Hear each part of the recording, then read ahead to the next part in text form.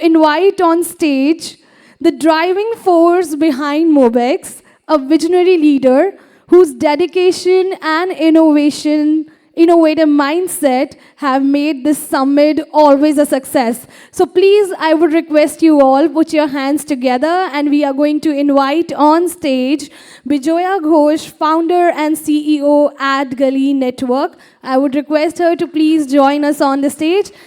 And please, ma'am, I would request you to come and share your views.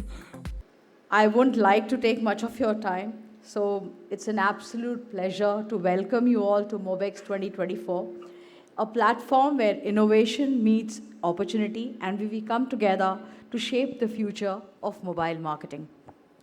Uh, as we gather here today under the theme of Connect, Engage, and Transform, the power of mobile marketing in the new 5G era. It's clear we are standing at a pivotal moment in the digital revolution. Mobile technology, empowered by the unparalleled speed and connectivity of 5G, is not just transforming the way we communicate, but is redefining how brands interact with their audiences. The power of 5G goes beyond faster downloads. It enables seamless, immersive, and personalized experiences that are reshaping customer expectations. For marketers, this means reimagining strategies to connect in ways that are meaningful, engaging, and timely. It means leveraging data responsibly, embracing AI for deeper insights, and crafting campaigns that not only reach audiences but resonate with them as well. Uh, Today also marks a testament to the incredible potential of collaboration with industry pioneers like Mob Avenue, AppDrove by Tracker, Channel Factory, Hybrid, Media Smart, and of course our gifting partner, Cornetos. Uh, with their support, we've been able to launch the event today. Uh, From sessions on personalization and privacy to transformative role of AI and first-party data, the insights shared here will be an invaluable as well as, the insight share will be invaluable as we navigate this dynamic landscape. The Mobex Awards, which will start after the Mobex conference is over, celebrates excellence in mobile marketing, which will further inspire us with stories of creativity and impact. Uh, Before I move ahead, I guess thank you everyone. Thanks for coming here. Thanks for helping us in putting up this event together. I would like to thank all the marketers who are here, agency experts who've come here for Mobex 2024. Last but not the least, some of my team members are not here. Thank you, team. Thank you for putting up Mobex 2024. Thank you, everyone. Now it's time to begin with our very first panel discussion, which is on maximizing mobile impact, strategies for engaging audience in a mobile-first world. I would like to invite our panelists on the stage. So I would request, let's give a huge round of applause, and we are going to have Mr. Abhishek Ranjan, Digital Head, DS Spiceco, DS Group, Kanika Mittal, Country Head, Taboola India, Sandeep Singh, Chief Operating Officer, Single Interface, Sumon K. Chakrabarti, Co-founder and CEO, Buffalo Soldiers, Vibhor Mehrotra, Managing Partner, InOcean, Vishnu Sharma, Chief Executive Officer, Efficacy Worldwide, and this session is chaired by Lloyd Matthias, business strategist and director, independent director. Let's give a huge round of applause for them. Everyone, I request. That today, mobile first interface is a given, right? There's no choice with it, right? 9 out of 10 or 99 out of 100 customers pretty much check most of their content on the mobile. I think that's one reality. The second challenge that, if you look all across, is that while the consumer interface has moved mobile first, a lot of the marketing ecosystem still is existing in a legacy era. If you go to India's top 10 agencies, you still realize that the name on the door are the big name creatives who have spent a lifetime making 60-second and 30-second TV commercials, right? And we were having a chat on the sidelines, and one of my co-panelists had this lovely remark saying that when I pitch to a client and I say that I've got this campaign for you, there's no ATL, there's no billboards, there's no print, there's no television. I mean, they look at me and say, like, what's left, right? But we have to recognize that this is where the world has moved. And what we hope to do over the next 40 odd minutes is get perspectives from each of our panelists in terms of what is it that they do to make the consumer engagement more relevant in a mobile-first environment. And what are the changes? And as you can see, a lot of us here are marketeers who started off in a kind of analog era. A lot of us are still coming to terms with it, but privileged to have some of the masters who cracked the craft. So I'll start with you, Vishnu, and if you can, Vishnu's from Efficacy Worldwide, and they do a lot of kind of mobile-first work. So just want a quick sense in terms of what are the things that you work with your clients to ensure that consumers have a mobile-first experience with their brands. Interestingly, we were just talking about that we tell a client that there would be no TV, no print, and then what is left. But lucky for us, we managed to launch few campaigns for maybe a Founded, for Hero Cycles, which are mobile and digital only. And once the client started gaining traction, that's where this myth of not being present on television/print works.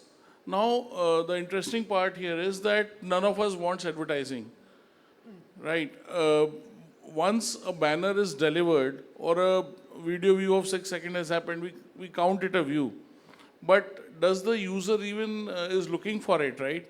So that's where this whole engagement bit comes into play. We all want the user to be engaged, the CTRs to be high, there should be comments on the social pages and social boosts.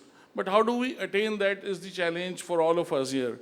Now, for us, the way we manage it, and this is all baptization by fire, we all started as offline media planners, then digital happened, and there were these digital natives, planners who would come in and there would be fire in the client's army of new marketeers, and we all learned it as we grew up.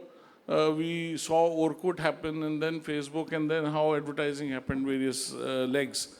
But now it has come to this that we already have multiple DMPs. We know where the audience is. We can reach them. Now, reaching is managed. But how do we make them consume it and also interact and appreciate it is the question. And that is managed by various ways, as in my life, in what our company does. That ensuring contextual presence is a given. Ensuring mobile curated content is a given. So while we are a media agency, we ended up hiring a team of creative guys, video editors, because most of the clients would say that my creative agency has given us this, take the open file, now you do what you want to do. Because the moment they see a material requisition to be adopted to various sizes, they would start getting fever. We cannot do it. To the extent, some of the big publishers also help us adapt their creatives. So that is such a very basic thing, but it's a challenge even now. Once that challenge is taken into consideration, it is then the mindset of the consumer, right? If somebody is looking for a particular information, that is where we have to be present. We were speaking on the sidelines about the contextual presence within the articles. So if somebody is looking for a 7-seater car, but reading a competition product, if we are able to showcase our product there, that is where the CTRs would be high and the consumption of that content would happen. Similarly, we spoke about a very recent case of Hero Cycles, wherein we talked about Cycle Hero as the main campaign theme. Now the campaign theme is great, but there has to be villains around. So we created those villains like junk food is a villain, traffic is a villain, even studying, over-studying is a villain, mobile addiction is a villain. So contextually what we did is we figured out that kids who are using a lot of mobile gaming, we reached out to them in their context saying, go out and cycle. Because mobile addiction is a is a villain in your life. Similarly, there were these mobile apps. We figured out from the apography that these mobile handsets are using Swiggy and Zomato too often. That is where we started plugging in the campaign, junk food villain hai. And it is true for all of us. You know, at 10 p.m. in the night, when we also order junk food, we know that there is a villain inside, and we also decide tomorrow morning I'll go out walking or, cycling or something. So that is the contextual thing, and that is where we gain traction with the campaigns.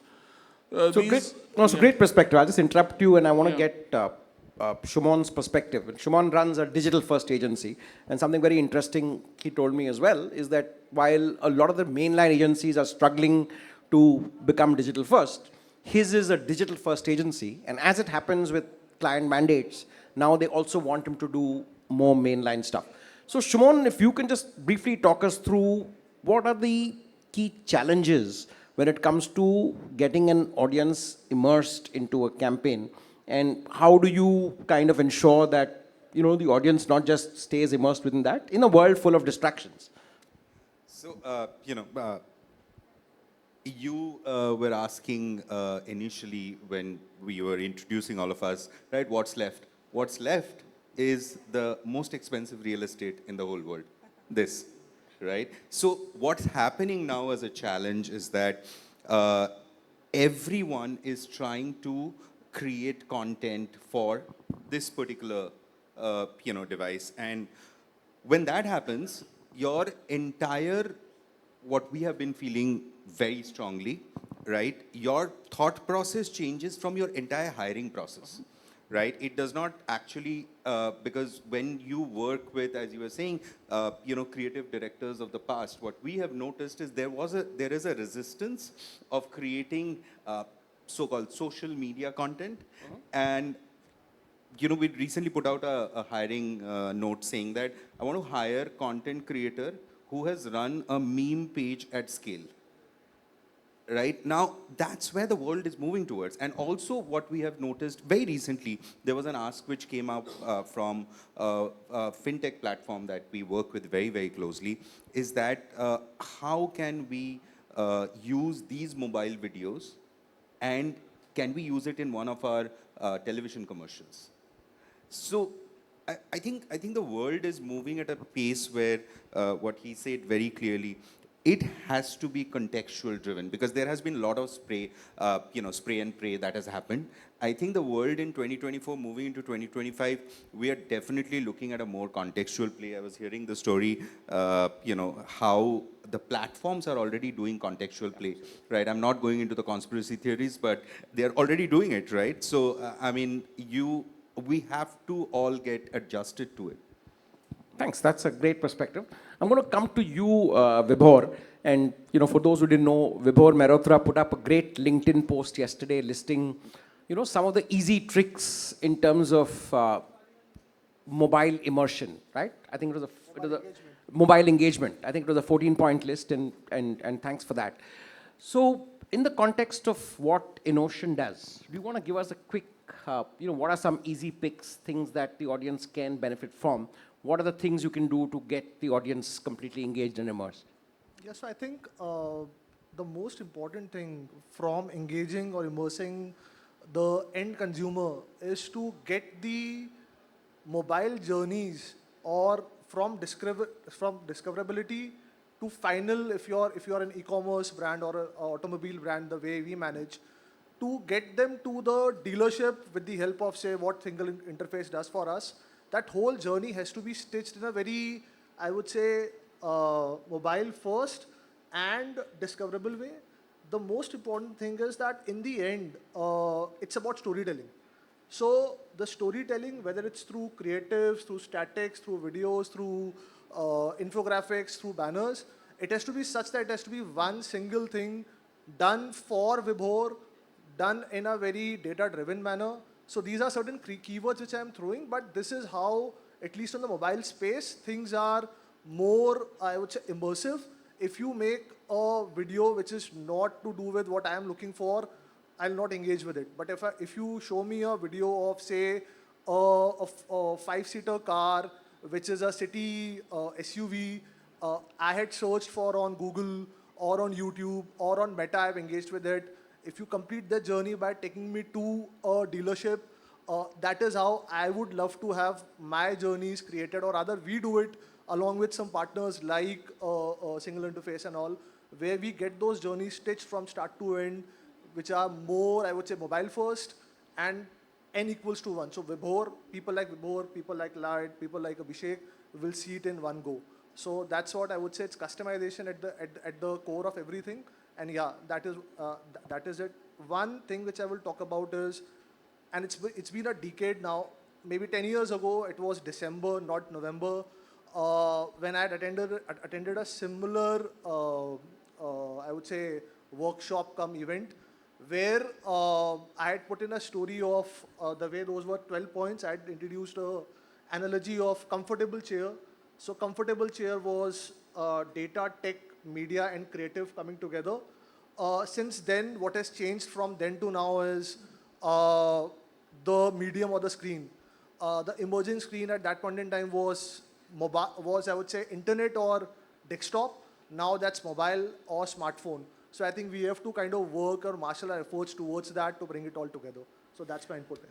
Thanks, Vibhor. And that leads me on to bring Sandeep in. And Sandeep at Single Interface does something very interesting. A large part of what we consume is on the phone, right?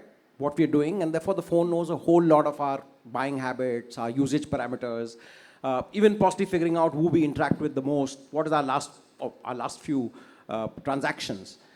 There's another dimension to mobile immersion, which is location. How you use your phone is also very different depending on where you are. In a mall, you want to compare prices with the shops you are. When you're out in a place you're suddenly feeling hungry, you want to find out which is the nearest pizza outlet or whatever else food that drives your fancy. So I want Sandeep to tell us a little bit about what single interface does, and how does that add to the component of mobile immersion and usage, because location is at one level a key dimension. So maybe you want to tell us about that. Yeah, absolutely. Thanks, Lloyd, and thanks, Vibhor, for plugging us in. We solve for that. So essentially, at Single Interface, we solve for where to buy journey. Most of the transactions or most of the commerce, if you even look at the US, it's still about 80-85% of the commerce happens in the offline world. There is e-commerce, but in India, more than 90% transactions for some brands like automobiles, it's 100% offline. So when you run large-scale television campaigns or print campaigns, right, and brands spend a lot of money on big-ticket items or big-ticket events like IPL, or advertise on television, or even advertise on connected TV, you don't solve for where to buy. Consumer will take out their phone immediately and search for that product. So we solve for that last mile, because consumers at the end of the day will, look at their mobile phones, search for a particular location, as Lloyd mentioned. It could be, searching for the best pizza. It could be searching for the best dealership or the nearest dealership. So, when the entire, awareness or interest or all of that has happened, at the end, consumer would want to know where to transact from. So this is where our product comes in. And if you see, a lot has happened in the MarTech world for the online destinations, like a mobile site or a mobile app or a brand's website. So brands will do SEM, will do social media marketing on their Facebook pages, or they'll do all of full hog of digital advertising or marketing for their central destination, as we call it. But nobody's ever thought about doing digitization of the physical stores. So we do that for the brands with physical retail network. And if you look at the call to actions, typically when it comes to a physical store, it is about click to call or calling up the store, reading reviews. So we also help brands navigate through review management, get insights from those reviews. Interestingly, what we've done very recently, and with AI coming in, is that we started analyzing the calls which are coming to the store. And you would not, believe that 90-odd% of the consumers who click on the Google listing will click to call and inquire something at the store. Now, if you start analyzing those calls and try to dissect them using AI, you actually can create very interesting cohorts. Now, those cohorts can be remarketed. So I call it as the cookies for the offline world, because nobody really thought about retargeting in the offline world, right? So now that we have context of a consumer calling in a store and knowing what that context was, you can easily create cohorts. I'll give an example. For instance, if you work with a large, and we work with a lot of large, consumer durable retail chains like a Tata Chroma or Reliance Digital, a consumer calling in and asking for an iPhone 16, and the store manager says that the phone is not in stock, and immediately AI can actually hear that, and you can plug in a WhatsApp message to the consumer saying that it's not in stock in this particular store, but is in stock in some other store, or you can send an e-commerce link. So this whole online, to offline journey is happening on mobile, and through our product, through our platform, we're able to solve for that seamless connection, because we've seen mostly the journeys get broken. If it's an online to online journey, somebody running a banner ad or a search campaign and taking to an online destination, then the journey can be fully tracked. But as soon as it is an offline transaction, or a consumer wants to engage with an offline store, the journey gets broken. So through our product and platform, we are trying to break into that journey and make it as seamless as possible. Thanks, Hardeep. I think that's a great perspective. And coming to you, Kanika, and just for the background, Kanika was country head of Taboola. She earlier used to be with everyone's favorite social media platform, Twitter. Let that sink in. So quickly, Kanika, I just wanted to get a sense, how do you, as a programmatic media-led agency with loads of inventory, how do you enable this interface seamlessly to ensure brands get great value for their media placements? No, absolutely. And am I audible at the back? Yeah, is the mic working? Awesome. It's fine. I think what is interesting about what we do at Taboola is that everything is optimized for clicks, which means that we are able to drive impact at scale because we are the leaders on the open web space in India.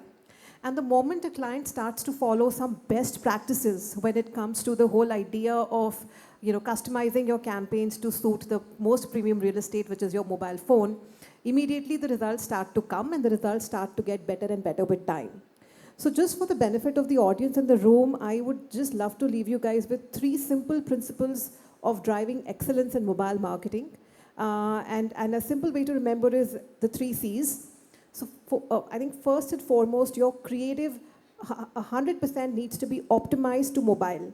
Very, very often, even today, I still see a lot of print ads simply adapted to the mobile screen, or other visuals simply adapted to the mobile screen, but not really created with the intent of this is being done for a user that's pretty much holding your communication at very close to the eyes and in the hands. So it's very important to remember that you go that extra mile and ensure that your creative and comms is customized and not just adapted to your mobile screens. Secondly, and most importantly, context. I think my fellow panelists also spoke about it. Today, you have literally magical power in your hands because you can drive context in multiple ways. You can put your ads in the places where audiences have intent or have shown intent. You can drive location-wise contextual marketing, and there is so much more that you can do to simply increase the relevancy of your advertising and really cut through the clutter. Taboola does it brilliantly. We are the best platform in India for contextual marketing, and that's how we are able to drive performance at scale as well. And we help the brands move through the funnel, right from the top to the middle to the bottom, and ensure results are delivered because we are so strong in contextual marketing. And I think that's something that as a strategy and as a principle for mobile marketing, brands must stick by. And the third one, if I may say, is optimize for click, click, click. Very often we get caught up with multiple jargons, multiple KPIs. Honestly, when I speak to brand marketers today, the kind of KPIs they are tracking in a single hour is mind-boggling. Sometimes it helps to have little clarity and focus. So while you're doing everything, you still have your North Star in place. And like I said, Taboola brilliantly helps to optimize for clicks, based on our algorithm, based on the power of our partnerships today with more than 500 publishers, and the kind of work that we do across verticals.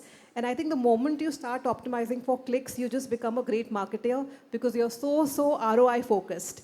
So yeah, I just want to leave everyone with that thought that, follow these principles of 3 C's, and I'm sure you will create tremendous magic when it comes to mobile marketing.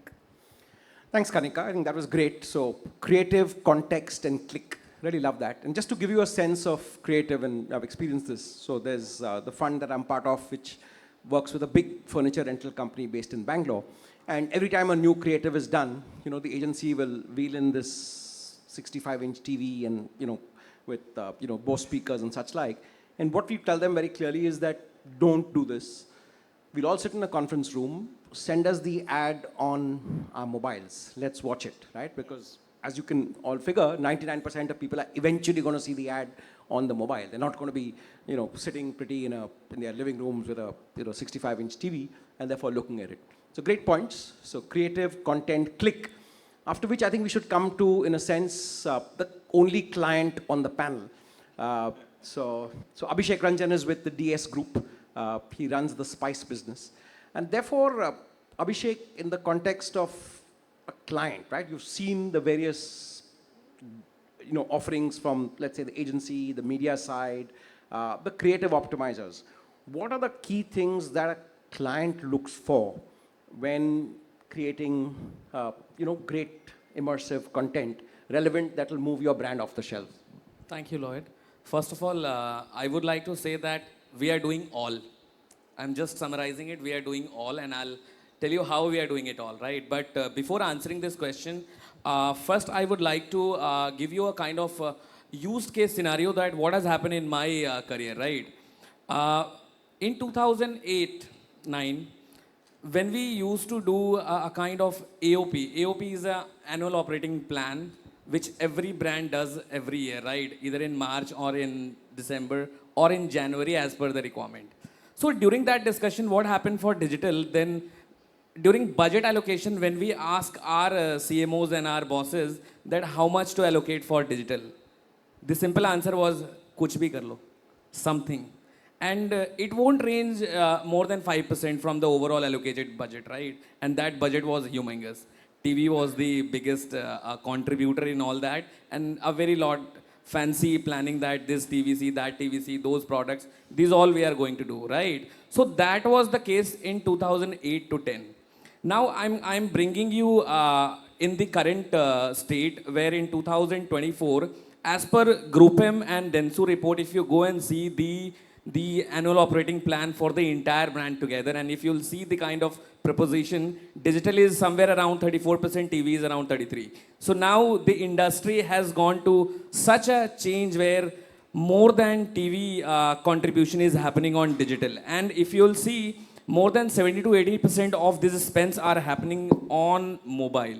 Now we are talking about mobile and how we are doing mobile, and why I said we do all from a mobile per se.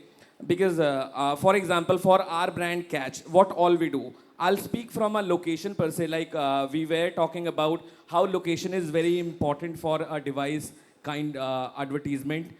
We were planning to launch a product, Premium Hing. Now, Premium Hing was not available all the market, and we are not pan-India with that product. And we wanted to experiment some market, and we wanted to see how this particular product is performing. Is it acceptable in the market or not? There what we did proximity based targeting, where we put radius of all the shops where my placements are done from the product. So all those placement locations fed into Google and Facebook. And from there we did experimental campaign, and we understood how this is helping the brand. Is it helping? Are we taking offtake? Are we educating people about this premium hing? How this is different from a normal or an ordinary hing? Similarly, same kind of activity. Second time we again did it for a product called Shahi Garam Masala, which was there, a very, very dedicated product only for Bengal market. So that location, or you can say the proximity or pinpoint based advertisement do help brand a lot. That is number one. Now, today, what is happening, a lot of personalization is happening on mobile.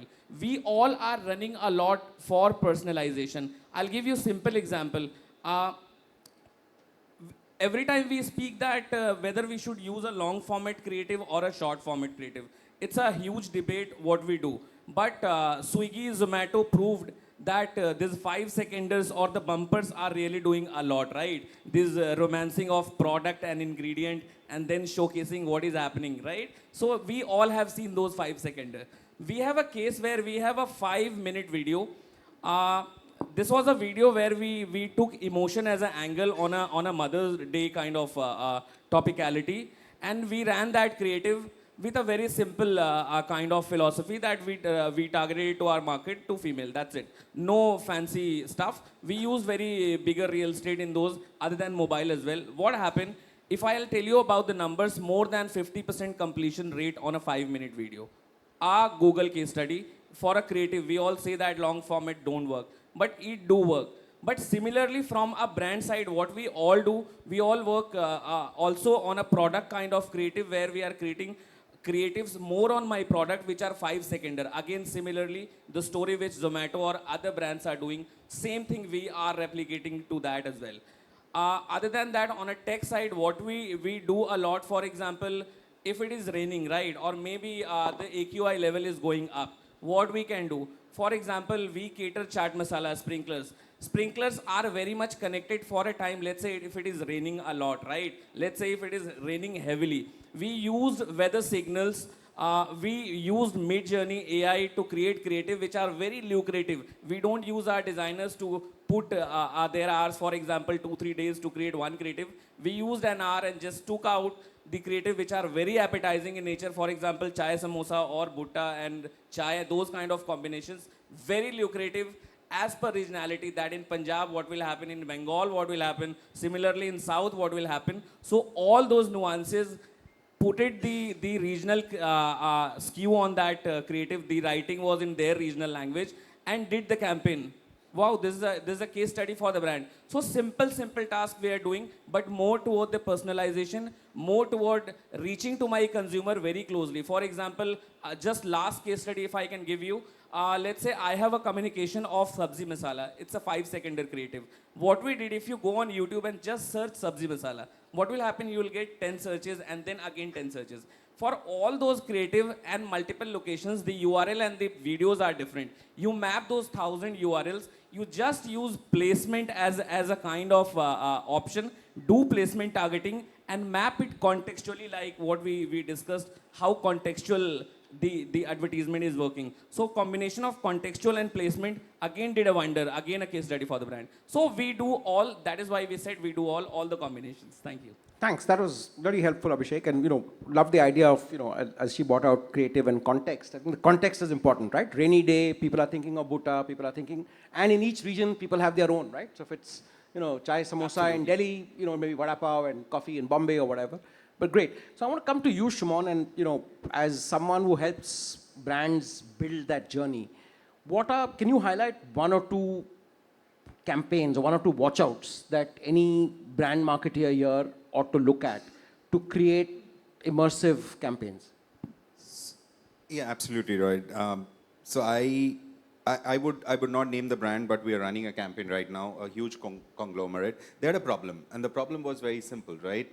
If there was negative news in the media, the only counter that came was from their PR. Now, they threw a challenge that everything that is negative in the media, and that media can be anywhere in the world, can you actually, at that space where, say, Shumon is reading that news or you are reading that news, anybody is doing that, can you counter that there? Right? And we are running a campaign right now, which is a very simple campaign, as I think, it's a very powerful creative. When I say powerful, it's not a great creative as we used to think creative. It only says know the truth. That's it. And one is a true or false campaign.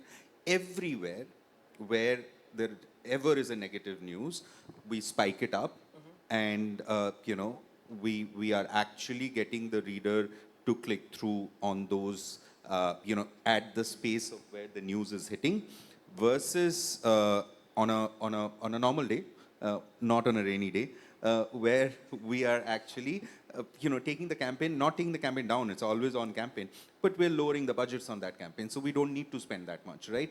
But on those days, we're spiking it up heavily.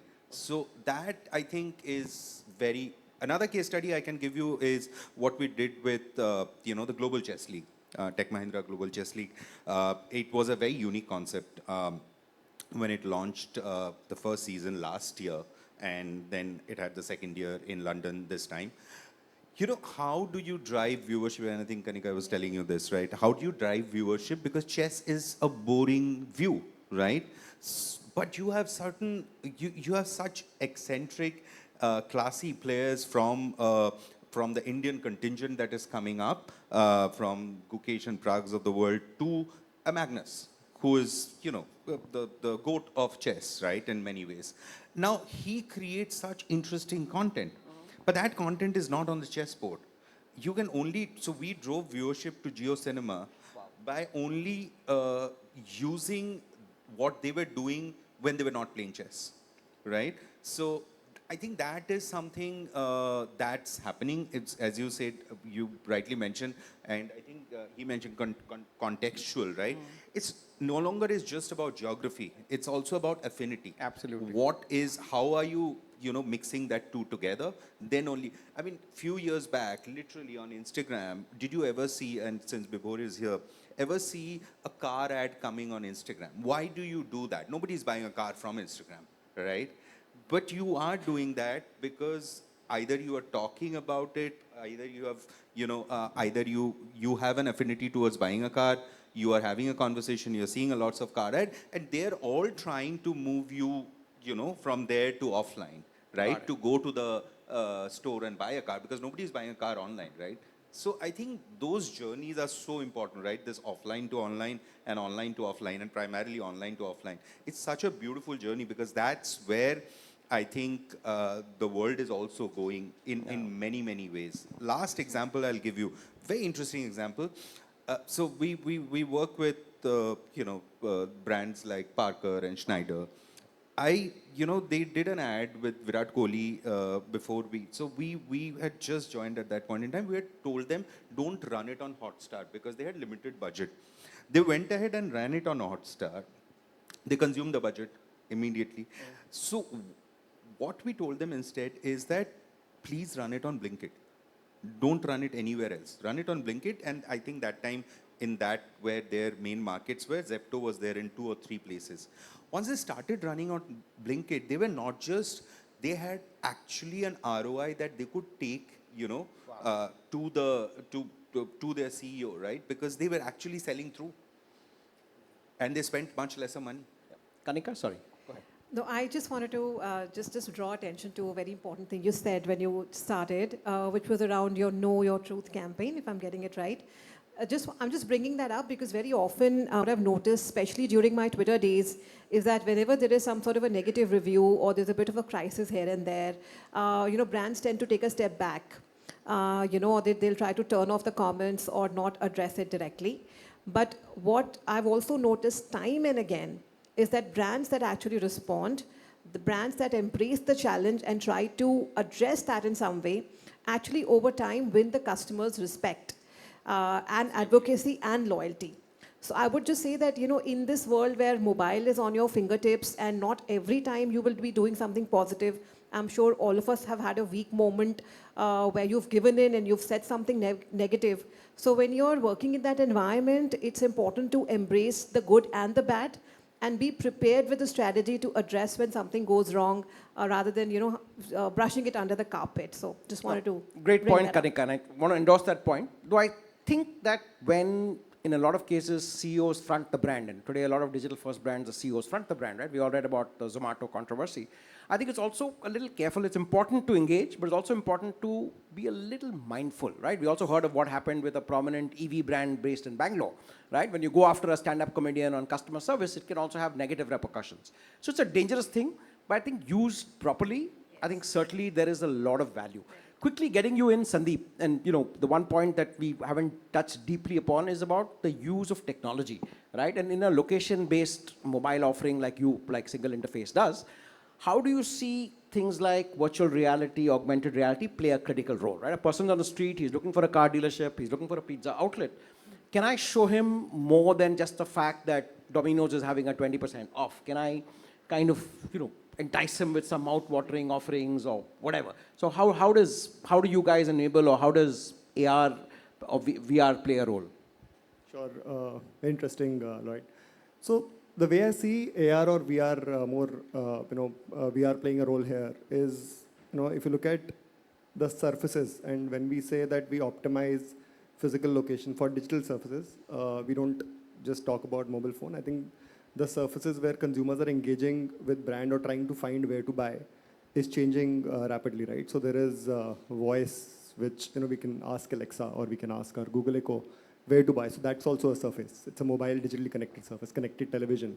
So you can just search on your connected television while watching a match.